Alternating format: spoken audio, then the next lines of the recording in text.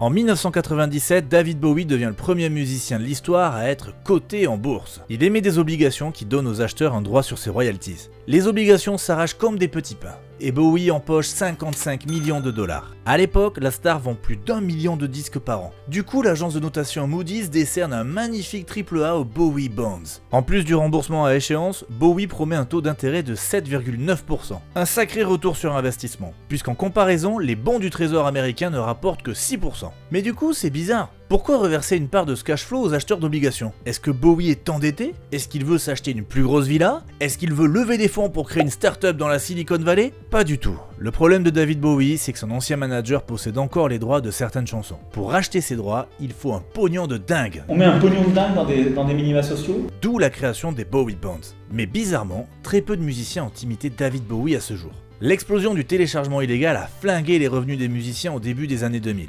Mais aujourd'hui, avec le développement du streaming légal, acheter des parts d'un artiste à succès redevient intéressant. Le petit malin qui aurait investi dans des actions Kanye West en 2012 recevrait de bons gros dividendes maintenant que Kanye est milliardaire. I'ma take myself public and create a universal basic income. Le problème, c'est que s'introduire en bourse est le parcours du combattant. Il faut se conformer à tout un tas de contraintes administratives. La société qui gérait les Bowie Bonds annonce la couleur sur son site. Il faut 120 jours de procédure pour émettre des obligations. Donc les artistes doivent passer par un intermédiaire régulé qui va prendre une bonne grosse commission. Le crowdfunding est une alternative, mais il pose des problèmes de censure. Par exemple, les guides de séduction sont purement et simplement bannis de Kickstarter. Mais grâce à la blockchain, il est désormais possible de lever des fonds sans passer par les plateformes de crowdfunding ni par la bourse. C'est ce qu'a fait l'entrepreneur Alex Masmej en avril 2020. Son rêve, c'est de monter une start-up dans la Silicon Valley. Mais à l'époque, le monde est en pleine pandémie. Pour se concocter un matelas de sécurité, Masmej met en vente un token, le Alex.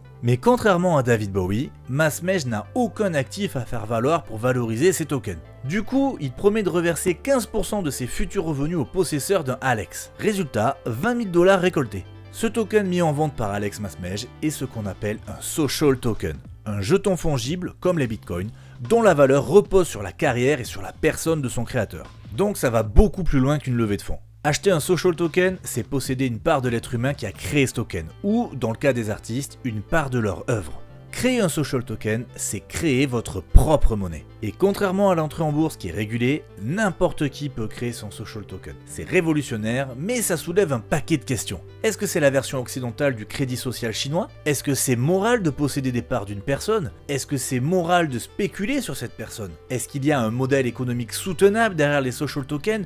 Ou est-ce que c'est une pyramide de Ponzi? Est-ce que ça va être une révolution culturelle, un enfer dystopique ou juste une bulle spéculative? En septembre 2021, la plateforme Tipeee est accusée de soutenir le complotisme. Cancel culture oblige, des dizaines de youtubeurs tentent de se distancier de la plateforme. Les plus indépendants ferment de suite leur page Tipeee, mais d'autres jouent la montre et tentent de faire migrer les donateurs vers Utip ou Patreon avant de fermer leur compte. Du coup, on se retrouve avec des pages Tipeee qui font ouvertement de la publicité pour Utip et Patreon. De quoi énerver Tipeee qui envoie un ultimatum aux frondeurs avant de fermer les pages des plus récalcitrants. L'ironie de ce drama, c'est que les plateformes Utip et Patreon hébergent aussi des contenus problématiques. Mais tant que ça fait pas l'objet d'un reportage sur France Télévisions, tout le monde s'en fout. Le vrai problème dans cette histoire, c'est pas Tipeee, c'est la centralisation. Les youtubeurs ont le choix entre seulement 3 plateformes de micro-pourboire pour se financer. Et ce qui fait vraiment peur du coup, c'est le mode de rémunération des créateurs. C'est à ce moment-là que du coup, ils ont décidé de ne pas supprimer les pages tout de suite, mais de plutôt vérifier les pages au moment où tu avais envie de retirer tes sous. Donc admettons, hypothétiquement, je quitte Tipeee, je me retrouve full sur Utip, et là je demande à retirer mes sous pour pouvoir enfin sortir la tête de l'eau, et là ils me disent non désolé, on n'aime pas ta gueule. Alors oui, passer par la blockchain réduit les risques de dépendance aux plateformes de financement. Mais comme les youtubeurs continuent à dépendre de YouTube pour construire une audience, le social token ne fait que déplacer le problème.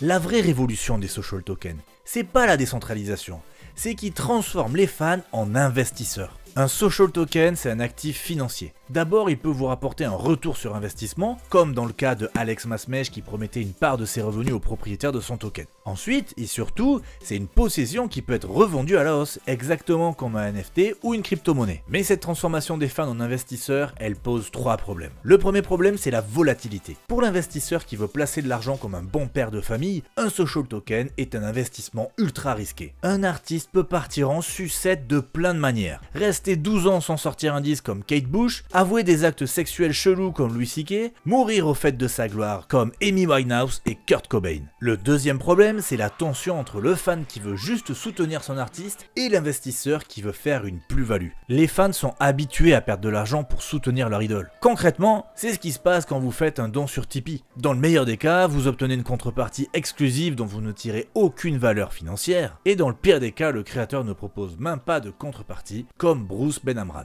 Mais vu qu'un social token est un actif financier, la possibilité d'une plus-value va attirer les spéculateurs. Donc si demain une star comme Kanye West lance son propre token, le prix va grimper en flèche à cause des investisseurs baleines qui vont en acheter par milliers, tandis que le petit fan, lui, n'aura pas les moyens de rivaliser. Et c'est pas un problème réservé aux tokens de stars. Les baleines ont le pouvoir de faire du pump and dump avec les tokens de petits créateurs. Pour éviter ça, le créateur peut limiter le nombre de tokens disponibles par personne. Mais pour les petits artistes, ça revient à se tirer une balle dans le pied en bridant le cours de leur token. Autrement dit, sur le papier, n'importe qui peut créer son token. Mais 99% des créateurs auront besoin de se faire conseiller par un expert en tokenomics s'ils veulent éviter de créer une usine à gaz façon Axie Infinity. Et en plus de cette complexité économique, il y a un problème psychologique. We moved when I was about 11 to an actual town where I could have actual human friends.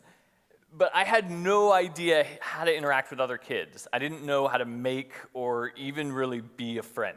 Lui, c'est Mike Merrill, le pionnier de la self-tokenisation. En 2008, il met en ligne une place de marché sur laquelle il vend des parts de lui-même. Si vous achetez une action Mike Merrill, vous ne toucherez aucun dividende. Par contre, vous pourrez prendre le contrôle de sa vie. Mike doit-il se forcer à finir ce très mauvais livre? Les actionnaires décident. Mike doit-il devenir végétarien? Les actionnaires décident. Mike doit-il faire une vasectomie? Les actionnaires décident. On dirait un scénario de science-fiction qui va très mal finir, mais il faut quand même nuancer. Au début du projet, les actionnaires de Mike Merrill sont des gens qu'il connaît personnellement. Donc même s'ils respectent scrupuleusement leur vote, c'est plus un délire de hipster qu'autre chose. Mais quand les médias s'intéressent à l'affaire, Mike Merrill devient victime de sa propre hype. Il se retrouve avec 1 millier d'actionnaires parfaitement inconnus et il commence à mentir pour protéger le cours de son action. And I started to feel really obsessed with the share price.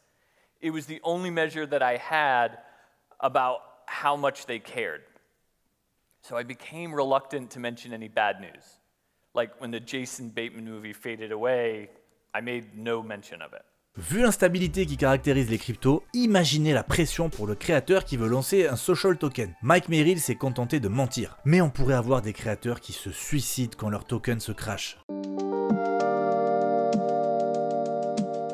Il y a une information que je vous ai cachée, les social tokens se divisent en deux catégories. Jusqu'ici je n'ai parlé que des personal tokens, mais plutôt que de reposer sur un unique créateur, un social token peut tirer sa valeur de la richesse produite par une communauté. C'est ce qu'on appelle, roulement de tambour, un community token. Concrètement, le ApeCoin est le community token du Bored Ape Yacht Club. Même si le ApeCoin ne rapporte pas d'intérêt à ses propriétaires, c'est quand même un actif puisque c'est un moyen de paiement, je rappelle que Gucci accepte le ApeCoin dans ses boutiques, et c'est un token de gouvernance. Sur le site officiel du ApeCoin, on peut lire que la communauté ApeCoin se gouverne elle-même via l'ApeCoin DAO. La soumission d'idées, le commentaire, les propositions et le vote sont réservés aux membres de la ApeCoin DAO. Posséder du ApeCoin est le seul prérequis pour être membre de la DAO. Donc si vous achetez un ApeCoin, vous aurez votre mot à dire sur l'économie interne du ApeCoin, par exemple en votant pour ou contre un burn. Vous aurez aussi une influence sur la marque ApeCoin. Par exemple, si Tesla veut faire un partenariat avec ApeCoin, c'est à vous, membres de la communauté, de décider si Tesla est en accord avec les valeurs du ApeCoin. Alors on peut s'extasier sur le fait que l'ApeCoin DAO est plus démocratique que n'importe quelle démocratie occidentale. Pourtant, je ne pense pas que l'ApeCoin soit l'exemple le plus convaincant d'un community token. Si aujourd'hui la communauté du ApeCoin peut voter pour ou contre un partenariat entre ApeCoin et disons Tesla, c'est grâce à la hype des NFT Bored Ape. Alors, j'ai rien contre le Bored Ape Yacht Club, hein. Vous faites ce que vous voulez de votre argent. Simplement, la valeur des NFT Bored Ape ne repose que sur leur hype. Le Bored Ape Yacht Club n'a pas d'utilité à part vous vendre l'appartenance à un club élitiste. Club dont la hype repose sur le fait qu'il est élitiste, et ainsi de suite. La valeur d'un club est proportionnelle au nombre de personnes qui en sont exclues. Si vous laissez entrer tout le monde, il n'y a plus aucune valeur à être dans le club. Cette stratégie était prévue dès le départ, d'où le nom de la collection, le Yacht Club, qui fait référence à un club nautique pour gens fortunés. Bref, c'est une prophétie auto-réalisatrice. Et pour ma part, je trouve qu'organiser des soirées sur un yacht, c'est un peu limité niveau utilité. Un bon community token, c'est un token lié à une communauté dont les membres créent eux-mêmes de la valeur en dehors de la hype. Pour le dire autrement, la valeur doit préexister à la création du token. Un exemple super intéressant de ce principe, c'est Braintrust. Braintrust, c'est une plateforme de recrutement pour les freelances, comme Fiverr, Malt ou Upwork. Vous postez votre CV sur le site, vous êtes recruté pour une mission, et Braintrust prend une commission. Le problème des plateformes de recrutement, c'est la fuite des cerveaux. Vous avez déjà rencontré un propriétaire Airbnb qui, après votre premier séjour dans son logement, vous a proposé de contourner la plateforme.